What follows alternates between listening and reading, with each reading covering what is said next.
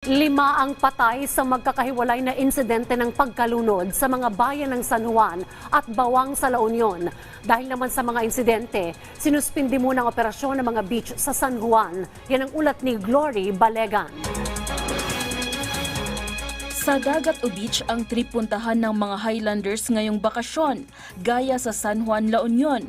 Kinumpirma ng La Union Provincial Disaster Risk Reduction and Management Office na 5 individual na ang nasawi matapos malunod sa dagat matapos ang Pasko. Patay ang magpinsang 12 at 9 na taong gulang mula Palinaki, Bungan, Benguet matapos hilain ng malalakas na alon sa Tabuk, San Juan, La Union noong December 26. Nasawi ang magpinsan ding 19 at 20 taong gulang umaga ng December 27 sa Orbis Tondo, San Juan. Natagpuan ng mga rescuers ang mga katawan ng mga biktima pero patay na nang dalhin sa ospital. Mula Balakbak, Santo Tomas proper, Baguio City ang mga biktima na nalunod din dahil sa malalakas na alon. Sa Pugubawang naman, nalunod ang 19-year-old na lalaki mula Tawang, La Trinidad, Benguet. Dahil sa mga insidente, suspindido ang operasyon ng beach sa buong San Juan. Kailangan po nating ma-address agad ito. So itong executive order na po ito ay declaring beach closure at suspension of water activities sa municipal seawater sa buong San Juan.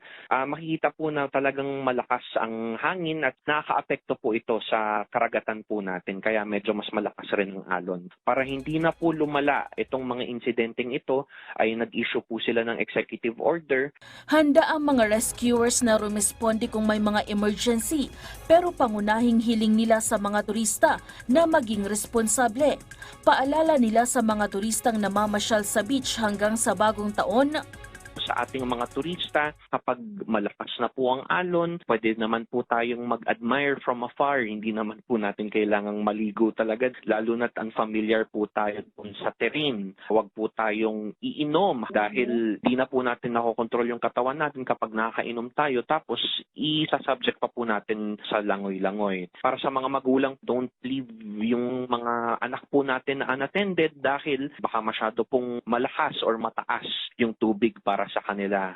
ayon sa lokal na pamahalaan, may mga volunteer lifeguards naman sa mga beach doon pero may mga unregulated beach din na hindi gaanong nababantayan.